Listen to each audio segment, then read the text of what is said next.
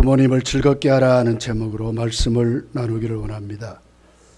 초기 한국 대학 조선에 복음을 전했던 선교사들이 복음을 전하면서 사실 많은 어려움을 겪었던 것을 볼 수가 있습니다.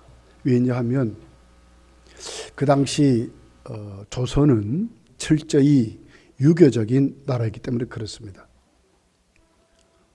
부모에게 효도하는 그 효도를 효경이라는 12장으로 된 그 효도하는 방법에 철저히 기준을 두고 그 중에는 특별히 제사 배례 지역,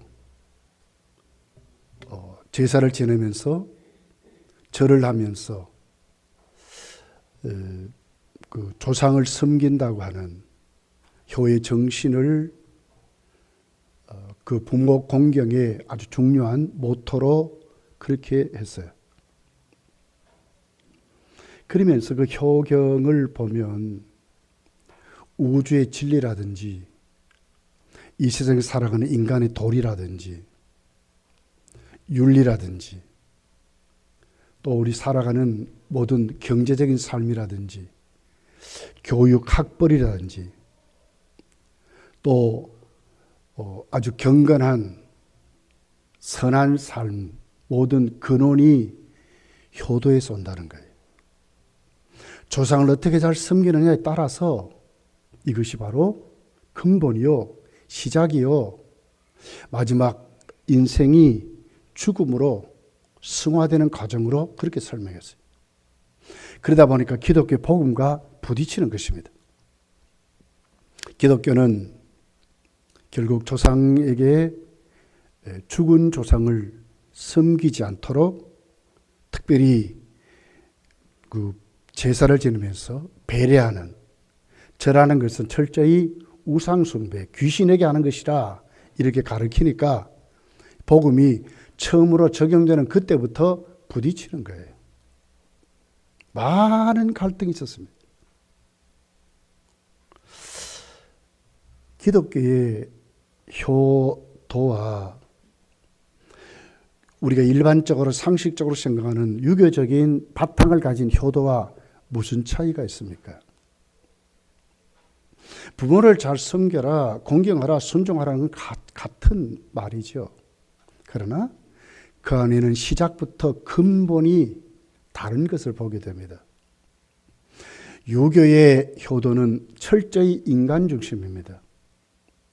인간이 살다가 한평생 끝나는 것으로 그렇게 해서 부모의 공경을 설명을 하게 돼요. 그런데 기독교의 효는 그렇지 않습니다. 에베소서 6장 1절서 3절에 기록을 하고 있어요.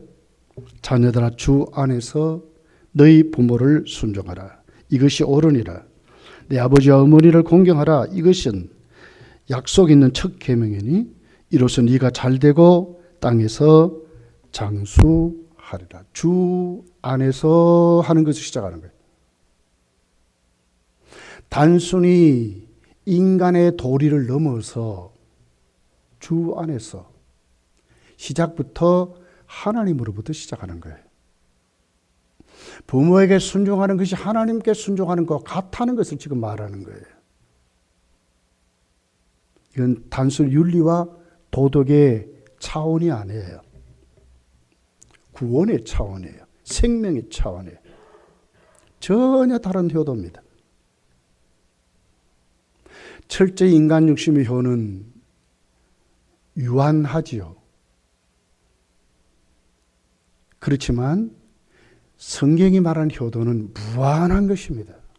주님 안에 하나님 말씀을 순종하고 그 명령을 따라서 그래서 약속 있는 첫 계명이다.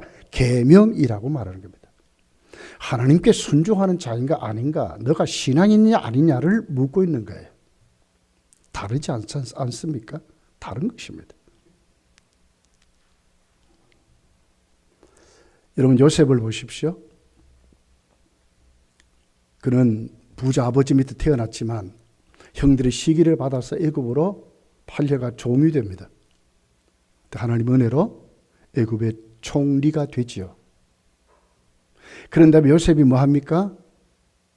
가나안 땅에 있던 흉년 만나 어떻게 보면 살 수 없는 아버지, 자신을 시기에 팔아먹은 형들을 그대로 다 불러서 애굽에서 효도합니다. 그 효도의 근원의 뿌리가 뭐였어요? 인간의 도리가 아니에요. 하나님이 나를, 창세기 45장에 보면 먼저 당신들을 구원하려고 나를 보냈다는 거예요. 이것이 성경이 말하는 효도의 근본이요 시작이요 정신입니다. 구원받은 하나님 백성이기 때문에, 하나님의 명령이기 때문에 인간의 도리를 넘어서 창조주 하나님 앞에 내가 오늘도 그 명령을 순종하고 참된 삶을 살아가는 중요한 매체로 이렇게 말하는 것입니다. 예수님을 보십시오. 마지막 예수님은 십자가상에서 우리를 대속하시며 죽으시죠. 그러면서도 그곳에서도 효도를 말하고 있어요. 사도 요한을 불러서 바로 마리아를 오늘부터 너의 어머니라고 효도하고 모실 것을 그렇게 말씀을 하고 있는 것을 봐요. 이것이 성경이 말하는 효도입니다. 책임감을 가지지요. 부담을 가지죠. 그래서 공경하라. 가장 무겁게 생각하고 부모를 가볍게 함부로 대하는 것이 아니라 정말 하나님 대하듯이 공경이라는 단어를 쓰고 있는 것을 보는 것입니다. 그러므로 성경은 불효자는 어떻게 하라고 했어요? 반드시 공개적으로 인민재과 같이 돌로 쳐서 죽이라고 그랬어요. 무섭게 말했거든요. 출애굽기 21장 15절에 보면 자기 아버지나 어미를 치는 자는 반드시 죽일지니라. 얼마나 하나님이 진노하신가 하는 것을 말씀하는 거예요. 출애굽기 21장 15절에 보면 자기의 아버지나 어머니를 저주하는 자는 반드시 죽일지니라. 어떻게 죽이라고 하십니까? 신명기 21장 18절부터 이렇게 기록해요. 사람에게 완악하고 패역한 아들이 있어 그의 아버지의 말이나 그의 어머니의 말을 순종하지 아니하고 부모가 징계하여도 순종하지 아니하거든 그의 부모가 그를 끌고 성문에 이르러 그 성읍 장로들에게 나아가서 그 성읍 장로들에게 말하기를 우리의 이 자식은 완악하고 패역하여 우리 말을 듣지 아니하고 방탕하며 술에 잠긴 자라 하면 그 성읍의 모든 사람이 그를 돌로 쳐 죽일지니 이같이 네가 너희 중에서 악을 취하라.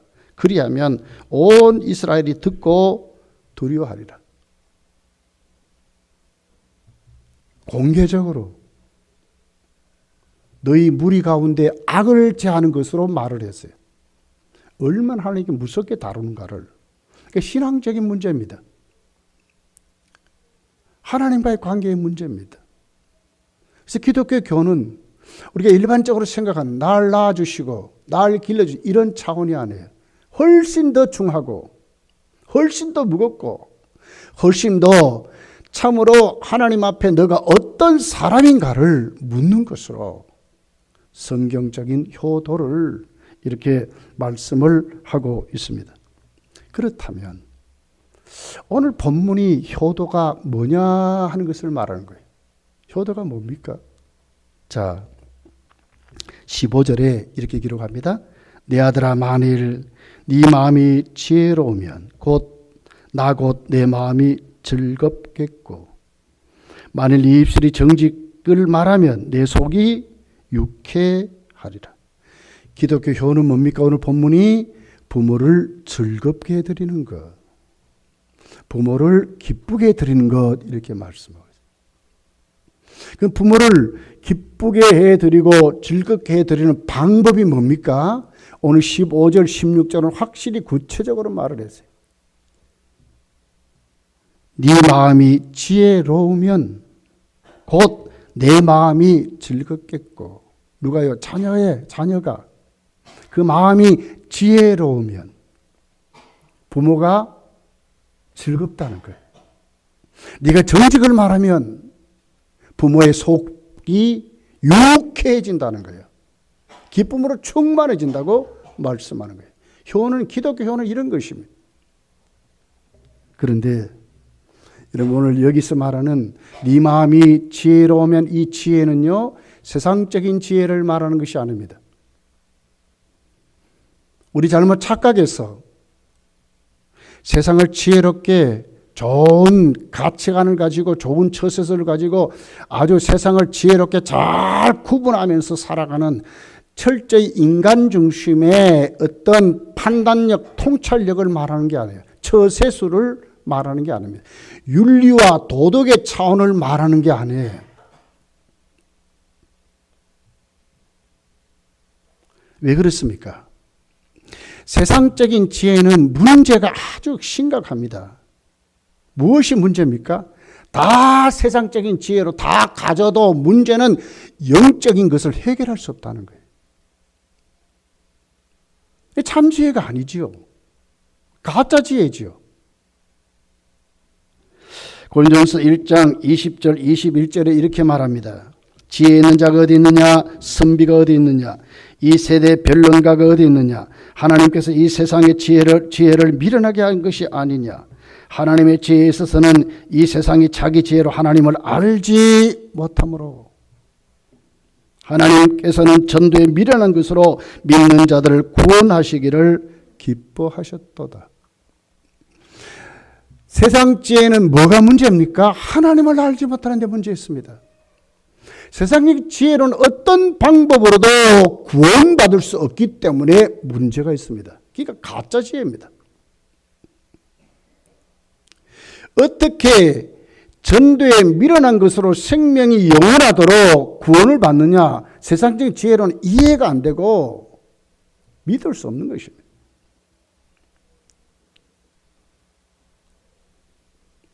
오늘 본문이 말하는 네 마음이 지혜롭다 하는 이 지혜는 호크마라는 히브리어 단어입니다. 철저히 영적인 것을 말합니다. 하나님으로부터 오는 것을 말합니다. 하나님의 뜻을 아는 것을 말하고 있습니다. 그 안에서 믿음 생활, 우리의 삶을 잘 통찰력을 가지고 분별하는 것을 지혜라고 말하고 있습니다. 철저히 영적인 것입니다. 하나님께로 오는 지혜입니다. 하나님의 뜻을 아는 것이 지혜입니다. 그렇다면 하나님의 뜻은 뭡니까? 인간을 구원하는 것이죠. 하나님이 인간을 구원할 때에 하나님의 방법이 뭡니까? 예수 그리스도이십니다. 잠언이 말하는 지혜는 철저히 그 지혜가 인격화됩니다. 지혜가 우리를 구원하고 지혜가 이 세상을 바르게 살게 하고 지혜가 바른 말을 하고 지혜가 우리에게 하나님의 뜻대로 잘 순종하고 살도록 한다는 거예요. 그 지혜를 뭘 말하고 있습니까? 예수 그리스도를 말하고 있는 것입니다.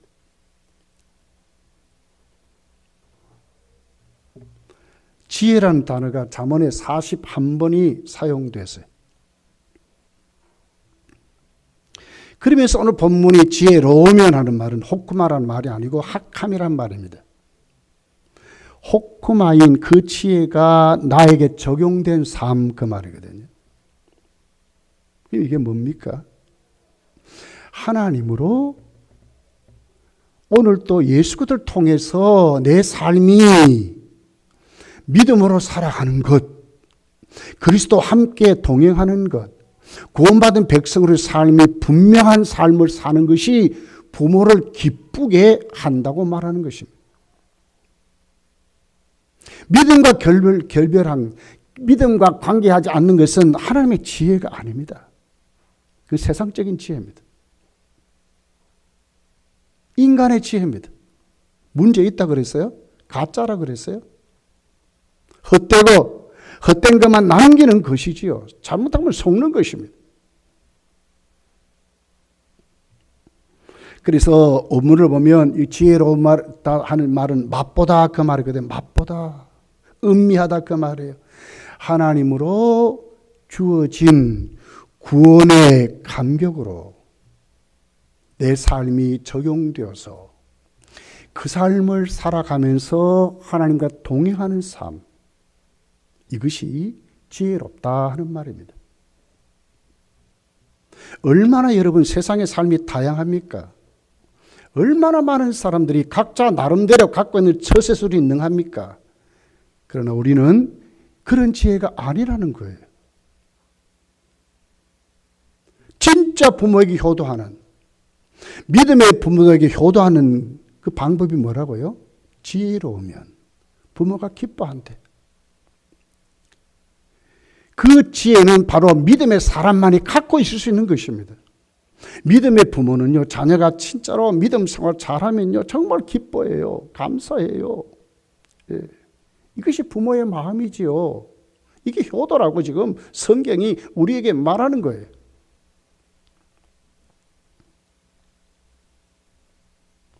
잠언 4장 7절에 보면 그 지혜를 의인화해가지고 우리가 한번 붙여보면 지혜가 예수 그리스도로 그랬습니다.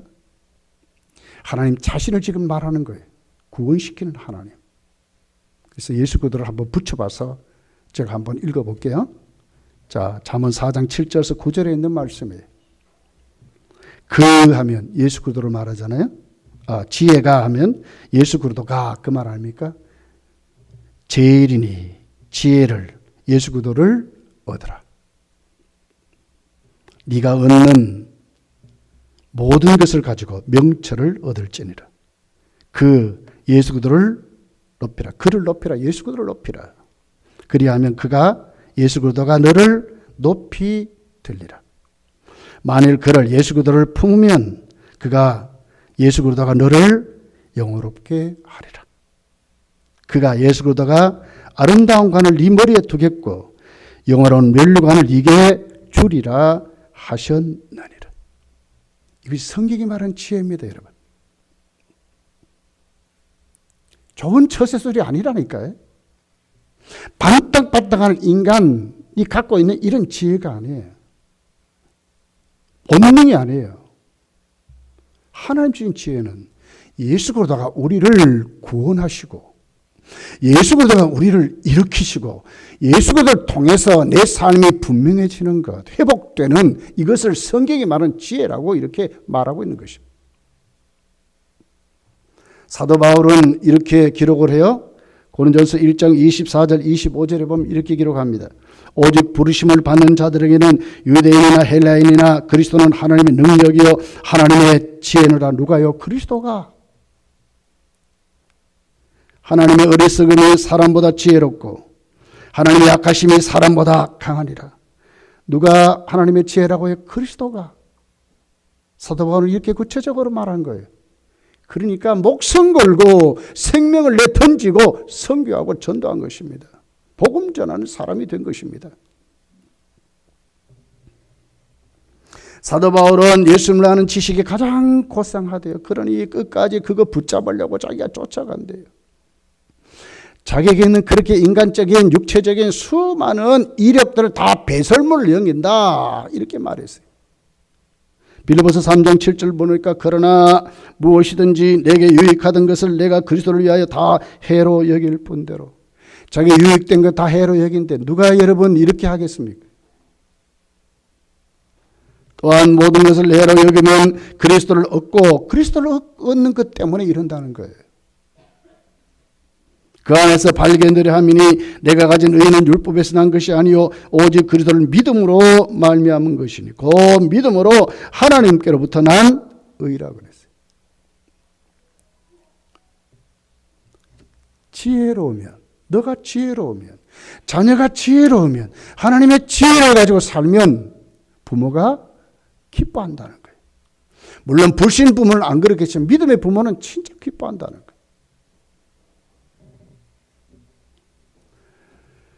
여러분, 이런 지혜가 어디서 오겠습니까?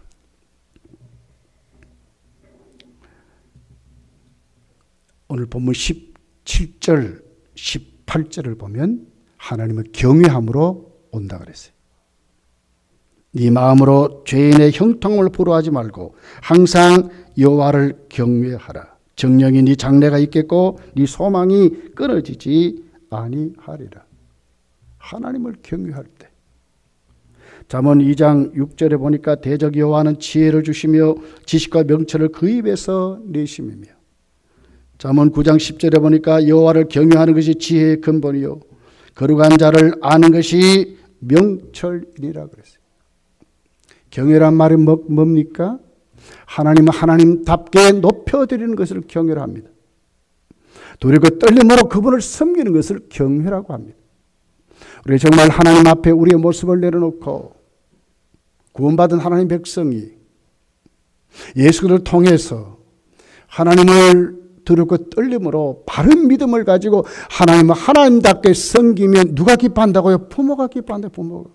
이게 효도라고 성경은 말씀을 하고 있는 것입니다. 어떻게 해야 하나님을 경외할 때 지혜롭게 살면 하나님 우리에게 어떤 복을 줍니까? 시편 34편 9절에 보니까 너희 성도들아 여호와를 경외하라. 그를 경외하는 자에는 부족함이 없도다 그랬어요. 부족함이 없도록 만든다. 잠언 19장 23절에 보니까 여호와를 경외하는 것은 사람으로 생명에 이르게 하는 것이라. 경외하는 자는 족하게 지내고 재앙을 당하지 아니하리라. 생명에 이르게 되고 재앙을 당하지 않게 된다고 그랬어요. 시편 128편 4절에 보니까 여호와를 경외하는 자는 이같이 복을 얻으리라고 그랬어요. 지혜는 어디서 옵니까? 여호와를 경외할 때 온다 그랬어요. 바른 믿음으로 하나님을 섬길 때 온다 그 말 아닙니까? 하나님을 하나님답게 섬길 때에 온다 하는 그 말씀 아닙니까? 지혜는 어디서 옵니까? 두 번째로는 반드시 구해야 합니다. 사모해야 합니다. 그리스도를 사모해야 합니다. 그리스도를 모시려고 해야 됩니다. 그리스도 안에 살려고 하는 것입니다. 야고보서 1장 15절에 보니까 너희 중에 누구든지 지혜가 부족하거든 모든 사람에게 후히 주시고 꾸짖지 않으신 하나님께 구하라. 그리하면 주시리라고 그랬습니다. 자녀가 어떻게 하든지 바른 믿음으로 살려고 하면 하나님 뭘 준다고요? 하나님의 지혜를 주신다는 거예요. 그럴 때 부모가 기뻐하고 부모에게 효도하는 믿음의 자녀가 된다고 말씀하는 것입니다. 세 번째 어디서 옵니까? 말씀을 들을 때 옵니다. 말씀 속에서 옵니다. 오늘 19절 본문이 이렇게 말합니다. 내 아들아 너는 듣고 지혜를 얻어 그러잖아요. 듣고 어디서 들어야 됩니까? 하나님 말씀을 듣는 겁니다. 경륜이 넘치는 부모의 말을 듣는 게 말씀을 풀어주는 그 말을 듣는 게 말씀을 듣는 것입니다. 신명기 6장 4절부터 한번 보십시오. 들으라 이스라엘아. 그리고 어떻게 합니까? 부모에게 뭐라냐? 부지런히 자녀에게 가르치라. 뭘? 하나님의 말씀을 부지런히 가르치. 바른 길은요 가야 할 길을 간다는 말이거든요. 믿음의 길을 간 것을 말하거든요. 어디에서 얻을 수 있을까? 하나님의 말씀에서 얻을 수 있다고 말씀하는 것입니다. 여러분, 기독교 효도가 뭐라고요? 부모를 기쁘게 하는 것. 이 말씀 안에 우리가 뚜렷하게 세워져야 될 줄 믿습니다. 두 번째는 기독교 효도는 부모를 존중히 여기고 순종하는 것입니다. 오늘 22절이 이렇게 말씀합니다. 너를 낳은 아비에게 청종하고 이 늙은 어미를 경히 여기지 말지니라. 너를 낳은 그 말이거든요. 원문을 보면 네게 생명을 준 자 그 말이. 물론 하나님이 주셨지만 나를 오늘 오게 하는 때는 부모가 나를 오게 했잖아요. 나를 낳은 네 아비에게 청종하라. 들으라 그 말 아닙니까? 그렇게 해서 부모의 훈계에 귀를 기울이고 어미를 경히 여기지 말라. 가볍게 생각하지 말라. 그리고 순종하라고 말씀하는 것입니다. 여러분, 우리 부모님들이 연세가 들면 자녀들이 무시할 때가 많아요. 세대가 다른데요. 어머니 아버지 사는 세대가 지금 달라요. 그런 생각하면 안 돼요. 옛날 고리타분 생각 이러면 안 된다 그 말이에요. 경히 여기지 말래. 부모를 존중히 여기라고 말하는 겁니다. 그래서 성경은 공경하라고 하잖아요. 무겁게 받들어 섬기라는 말이거든. 그래서 너무 무시하거나 마음을 아프게 하지 말라고, 부모의 말을 잘 들어주라고, 그렇게 말씀을 순종하라고. 에베소 6장 1절은 주 안에서 내 부모의 말을 순종하라고, 그렇게 말씀을 순종하라고 말하는 것입니다.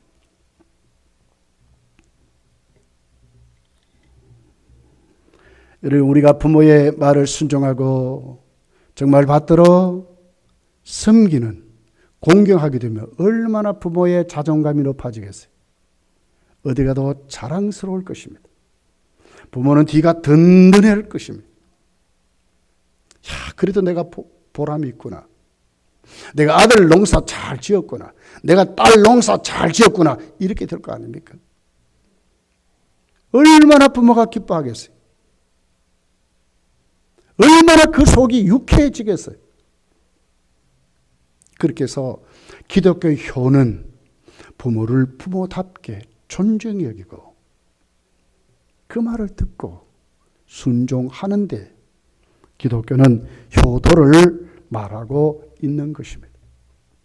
말세입니다, 여러분.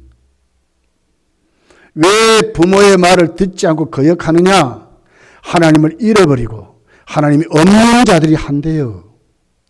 바울 사도는 로마서 1장 28절에서 30절까지 쭉 읽어보면 이렇게 기록해요. 그들의 마음이 하나님 두기를 싫어하며 하나님께서 그들을 그 상실한 마음대로 내버려 두사 합당하지 못한 일을 하게 하셨으니 30절 맨 끝절에 가서 보면 부모를 거역하는 자요 이렇게 나오거든요. 하나님이 없으니까 그런 것입니다. 하나님이 없는 자들은 부모를 거역하고 산다고 말하는 겁니다.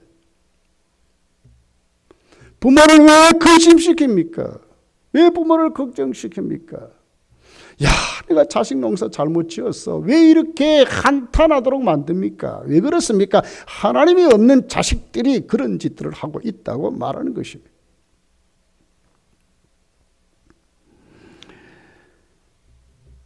부모를 거역하는 세대는 바울 사도는 디모데 후서 3장을 쭉 가서 읽어보면 말세라고 그랬어요.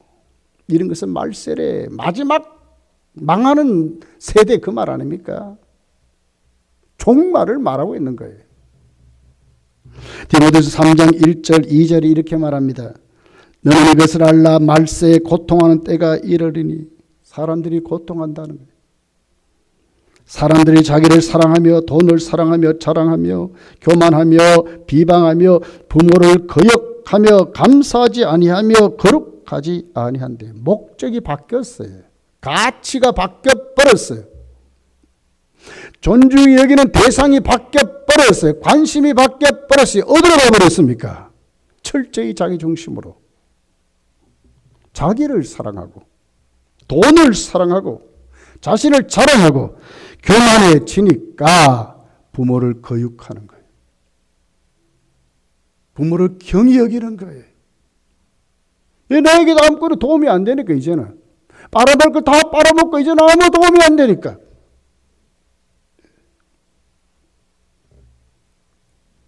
망해가는 세상입니다. 여러분 요즘 우리 사회를 한번 보십시오. 이렇게 지금 되어가고 있지 않습니까, 여러분? 성경은 무섭게 말합니다. 잠언 30장 17절에 보니까 아비를 조롱하며 음이 순종하기를 싫어하는 자는 눈은 골짜기 까마귀에게 쪼이고 독수리 새끼에게 먹히리라. 망한다 그 말 아닙니까? 부모에게 효도하는 방법이 뭡니까? 부모를 기쁘게 하는 것입니다. 부모에게 효도하는 방법이 뭡니까? 부모를 부모답게 존중히 여기고 그 말씀을 듣고 순종하는 사람이 부모를 기쁘게 한다고, 부모에게 효도한다고 말씀을 하고 있는 것입니다. 세 번째는 의인으로 자녀가 부모에게 마음을 주고 부모님을 섬겨드리는 것입니다. 의인은 어디서 옵니까? 구원받은 성도인 것입니다. 예수님과 관계된 사람을 말하는 것입니다. 자, 24절, 25절, 26절의 말씀입니다.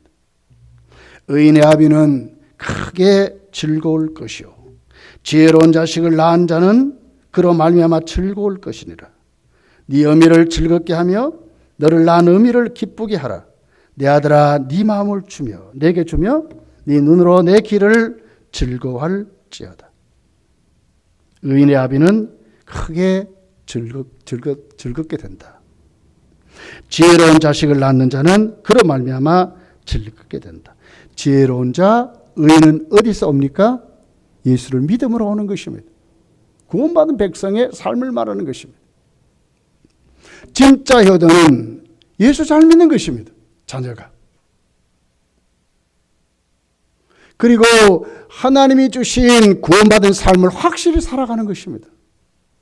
그럴 때 부모가 기쁘게 된다고 말씀을 하는 것입니다. 자녀가 그 마음을 부모에게 두는 것입니다. 부모를 생각할 줄 알고 부모에게 감사할 줄 알고 부모를 존경히 여기고. 참 저도 어저께죠. 우리 저녁 때 우리 아이들이 다 왔어요.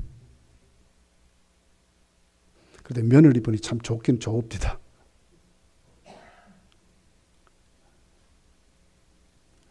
어머님, 아버님, 어머님 감사합니다. 끝까지 함께 하겠습니다. 잘 섬기겠습니다. 꼭 아이들에게 말이에요. 현수막같이 붙여놓고 하듯이 그렇게 막 붙여놓고 어제 우리 잔치하다시피 했어요. 우리 저녁을 그렇게 했습니다. 얼마나 고맙고 좋은지 정말 뿌듯합니다. 마음을 부모에게 두고 진짜 존경히 여기는 것 같아요. 말은 안 했지만 마음속으로 감사가 생기고 눈물이 주렁주렁 맺히는 것 같아요. 어제 저녁을 그렇게 보냈습니다. 여러분, 우리 부모님들이 나이가 들면 뭐가 옵니까? 질병이 찾아옵니다. 나이 들어 보십시오, 여러분. 하루가 다르지 않습니까? 두 번째 뭐가 옵니까? 외로움이 찾아옵니다. 고독이 찾아옵니다. 부모를 부모답게 여기고 와서 대화하고 감사를 표하고 하면 얼마나 그 외로움이 덜해지겠습니까? 부모는 그런 것입니다. 얼마나 말년이 외로운 줄 모르는 것입니다. 그런 부모를 부모답게 여겨서 존중히 여기고 부모 말을 순종하고 마음을 부모에게 주는 것 얼마나 존귀한 것입니까, 여러분?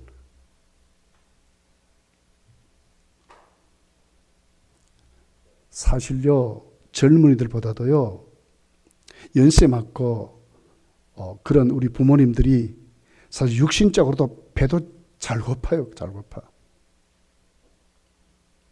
그런 우리들이 부모에게 관심을 두고 여러분 물질로 복양하고 시간으로 복양하고 마음으로 복양하고 우리 삶으로 복양하고 큰 것은 지혜로운 사람이 되는 것입니다. 믿음의 사람이 되는 것입니다. 잘 믿는 것입니다. 하나님으로 해결받고 구원받은 하나님의 백성으로 더 깊이 있게 하나님의 사람이 될 때에 믿음의 부분을 얼마나 감사하고 야 내가 믿음을 잘 유전시켰구나. 우리 가문이 하나님이 택해서 하나님이 쓰시는 가문으로 앞으로도 하나님이 복을 주겠다. 얼마나 감격스러울 것입니까? 이것이 기독교가 말하는 효도라고 말씀을 하는 것입니다.